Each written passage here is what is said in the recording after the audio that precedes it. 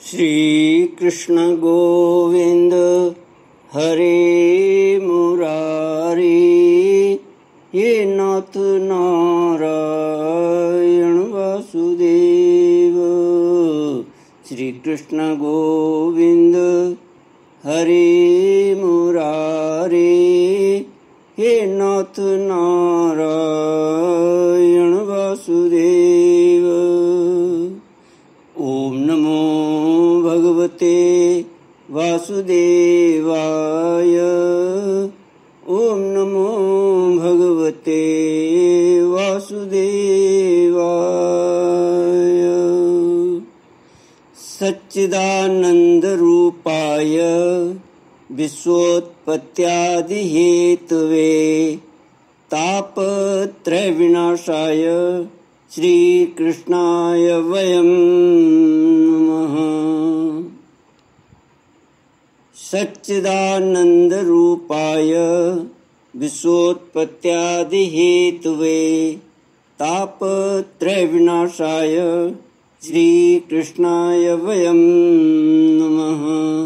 सच्चित आनंद स्वरूप परमात्मा जो सृष्टि की उत्पत्ति, पालन और श्रृंगार करता है तथा जीवों के आध्यात्मिक, आदि दैविक, आदि भौतिक तापों को नष्ट करने वाले हैं, अर्थात जीवों के मानसिक, शारीरिक और भौतिक दुखों को दूर करने वाले हैं, उन श्री कृष्ण भगवान को हम नमस्कार करते हैं।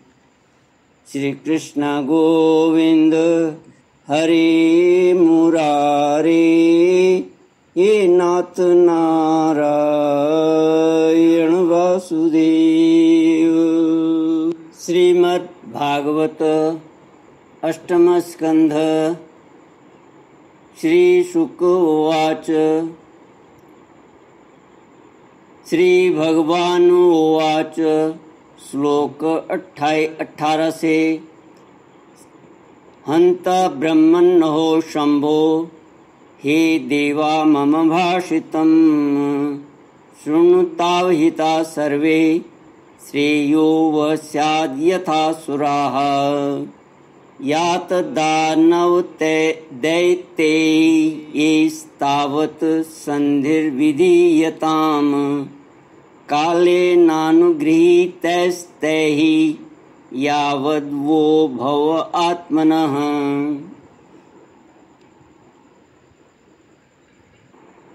ब्रह्मा जी की स्तुति करने पर भगवान प्रकट हो गए। सभी देवताओं ने इस प्रकार स्तुति करके अपनी सारी इंद्रियां रोक लीं और सब बड़ी सावधानी के साथ हाथ जोड़कर खड़े हो गए उनकी स्तुति सुनकर, और उसी प्रकार उनके हृदय की बात जानकर भगवान मेघ के समान गंभीर वाणी से बोले। श्री भगवान ने कहा, ब्रह्मा, शंकर और देवताओं, तुम लोग सावधान होकर मेरी सलाह सुनो। तुम्हारे कल्याण का यही उपाय है। इस समय असुरों पर काल की कृपा है, इसलिए जब तक तुम्हारे अभ्युदय और उन्नति का समय नहीं आता, तब तक तुम दैत्य और दानवों के पास जाकर उनसे संधि कर लो। देवताओं, कोई बड़ा कार्य करना हो तो शत्रुओं से भी मेल मिलाप कर लेना चाहिए। यह बात अवश्य है कि काम बन जाने पर उनके साथ सांप और चूहे वाला बर्ताव कर सकते हैं। किस प्रकार? जैसे किसी मदारी की पिटारी में सांप तो पहले से था ही, संयोगवश उसमें एक चूहा भी जा घुसा। चूहे के भयभीत होने पर सांप ने उसे प्रेम से समझाया कि तुम पिटारी में छेद कर दो। फिर हम दोनों भाग निकलेंगे। पहले तो सांप की इस बात पर चूहे को विश्वास न हुआ, परंतु पीछे उसने पिटारी में छेद कर दिया। इस प्रकार काम बन जाने पर सांप चूहे को निगल गया और पिटारी से निकल भागा। तो ये चूहे वाला सांप और चूहे वाला बर्ताव ऐसा है। भगवान कहते हैं कि शत्रुओं से मेल मिलाप कर लेना चाहिए बड़ा काम कर होने पर, और बाद में यह नीति भी अपना लेनी चाहिए। तुम लोग बिना विलंब के अमृत निकालने का प्रयत्न करो। उसे पी लेने पर मरने वाला प्राणी भी अमर हो जाता है। पहले क्षीर सागर में सब प्रकार के घास, तिनके, लताएं और औषधियां डाल दो। फिर तुम लोग मंदराचल की मथानी और बासुकी नाग की नीति बनाकर मेरी सहायता से समुद्र का मंथन करो। अब आलस्य और प्रमाद का समय नहीं है। देवताओं, विश्वास करो, दैत्यों को तो मिलेगा केवल श्रम और क्लेश, परंतु फल मिलेगा तुम्ही लोगों को। देवताओं, असुर लोग तुमसे जो जो चाहें सब स्वीकार कर लो। शांति से सब काम बन जाते हैं। क्रोध करने से कुछ नहीं होता।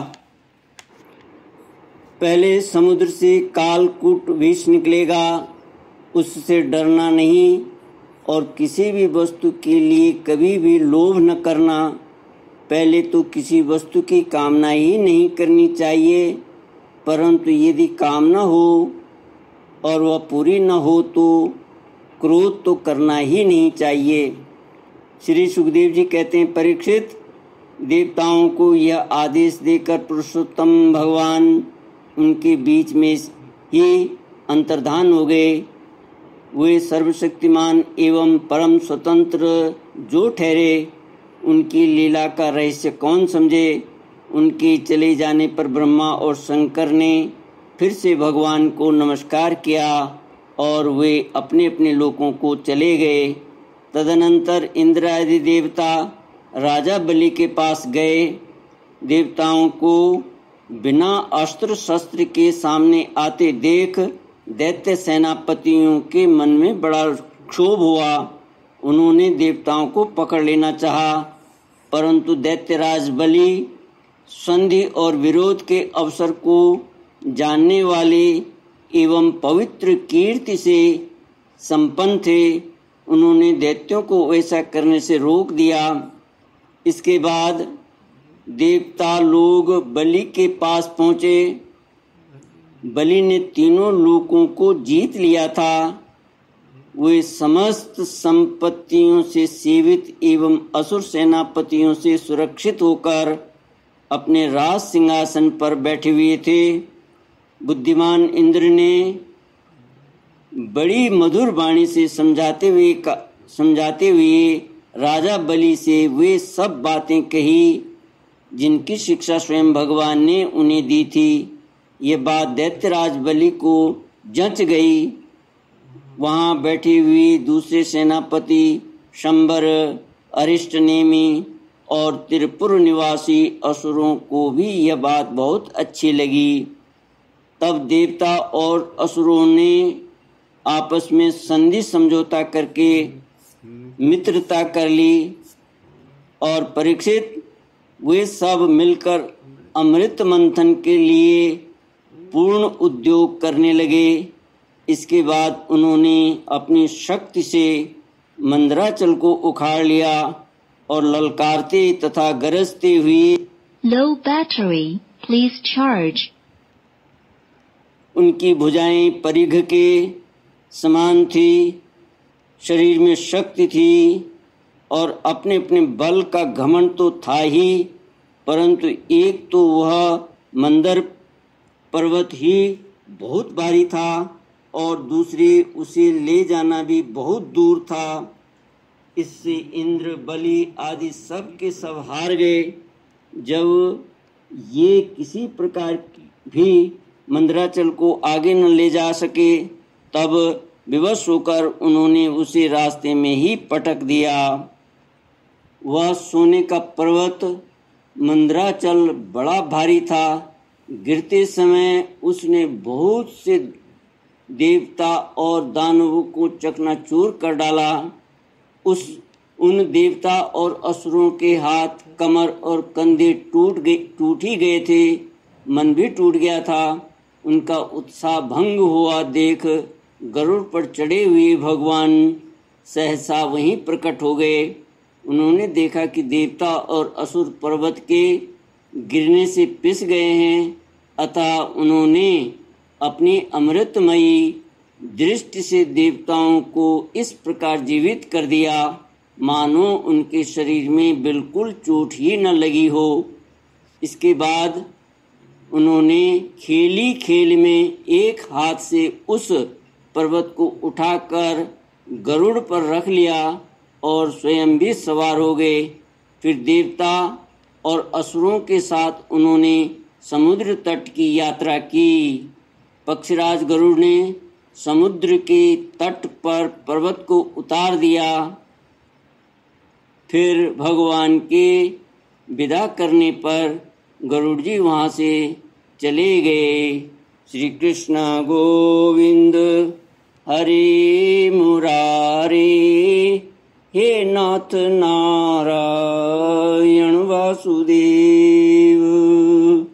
इति श्रीमद्भागवते महापुराणे पारमहंस्यां संहितायां अष्टमस्कन्धे मृतमथने मंदराचलानयनम् नाम षष्ठोऽध्यायः।